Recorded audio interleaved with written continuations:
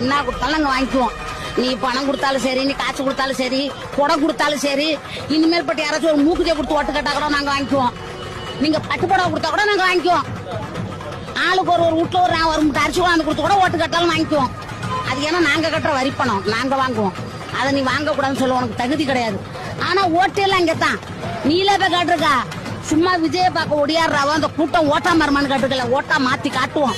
மக்கள் நினைச்சா எது வேண்டாலும் நடத்துவோம். நான் ஜெயிச்சு வந்தா எல்லாருக்கும் 1000 மின் கட்டணத்தை ஏத்திட்டு, தண்ணி வரியை ஏத்திட்டு, எல்லா வரியும் மயிரை ஏத்திட்டு நீ 1000 ரூபாய் கொடுக்குறியா? 1000 ரூபாய் இப்படி முன்வாசல் வழியா கொடுத்துட்டு புறவாசல் டாஸ்மாக் கடை வழியா எடுத்துட்டு போறோம் பாரு. கேடி பயங்க சாதாரண கூட்டமா இது. அதனாலதான் நமது குடும்பத்து பேரை பாரு, உதயநிதி, தயாநிதி, அன்புநிதி, பேர்ல கூட நிதியை வைக்க உடல பாரு. வீல காசு இருந்தா கூட விட மாட்டானுங்க, நக்கி எடுத்துக்குவானுங்க. அப்பேற்பட்ட குடும்பம் அது.